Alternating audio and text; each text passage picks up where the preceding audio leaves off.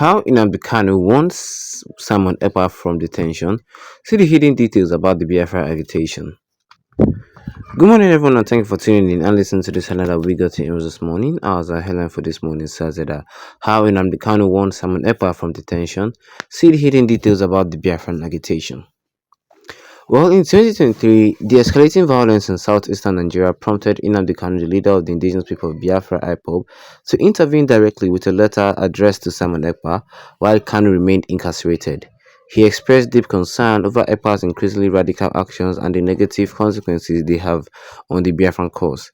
In a handwritten note, Kanu instructed Ekpa to cease his call for sit-at-home orders, which had led to widespread chaos and violence in the region.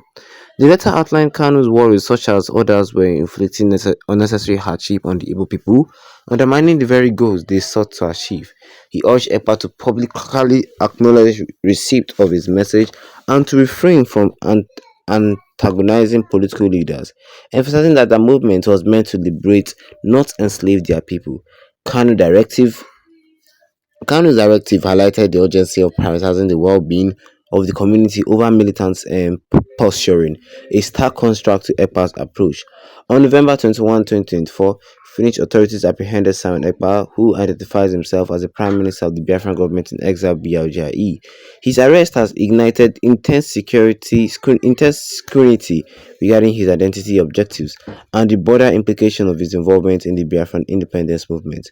Born on March 21, 1985 in Unhuaku, Ebonyi State, Nigeria, Ekpa has become one of the most contentious and polarizing figures in the quest for Biafran independence, which seeks to address historical grievance and aspirations of the Igbo people in the southeastern Nigeria.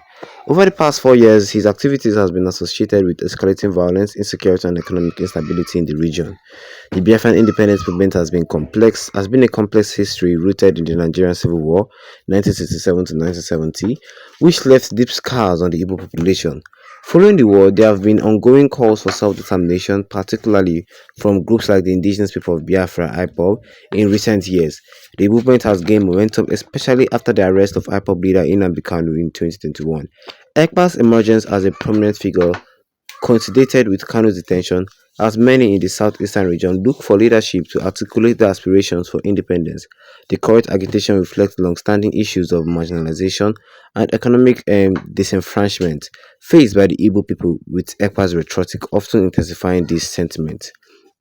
Well, Ekpa's early life was defined by his athletic prowess. He was a promising sprinter who gained recognition in the 2003 African Junior Elite Championship, where where he secured a silver medal in the 100-meter race. This achievement marks a high point in his sport career. However, a key injury forced him to abandon athletics, prompting a significant shift in his life trajectory.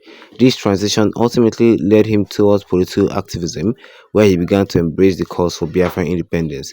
His early experience in athletics instilled a competitive spirit, which would later influence his approach to activism and leadership in the Biafran movement.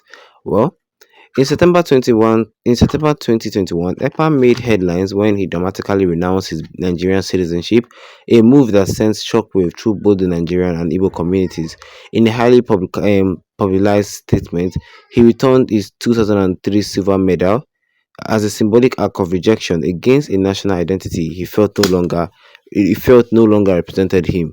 By 2022, he formalized a reunification, underscoring his deep commitment to the Biafran cause. His actions resonated with many disillusioned by the Nigerian state, further galvanizing support for the independence movement.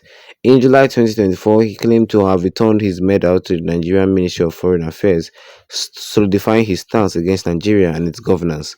Well, Ekpa relocated to Finland in 2007, where he settled in Latai with his family.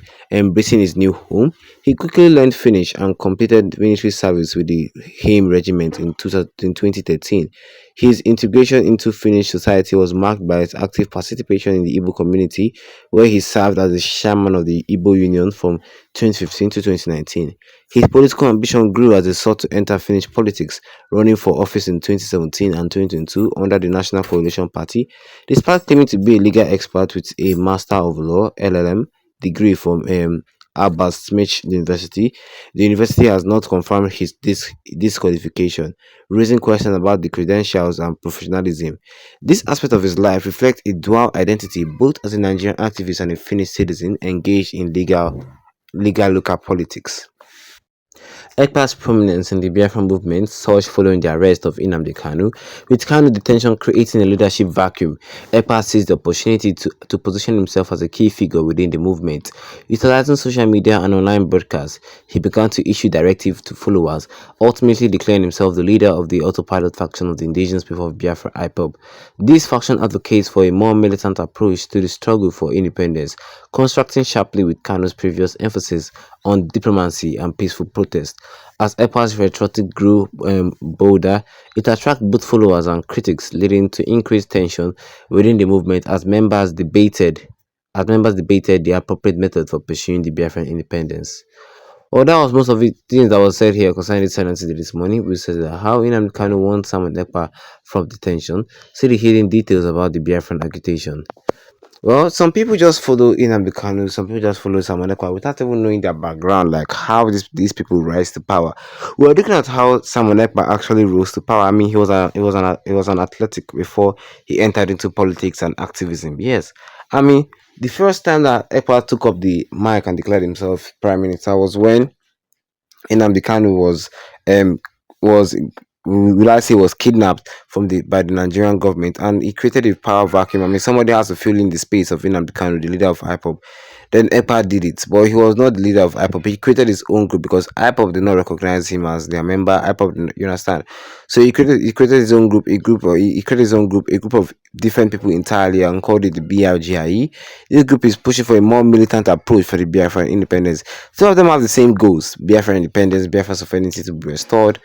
But EPA is using a militant approach, and Nnamdi Kanu's group is using a more peaceful and protesting approach. There's a big difference there. Like seriously, the time that I mean seriously, Nnamdi Kanu and Simon Ekpa are like two different people entirely, but pushing for one goal.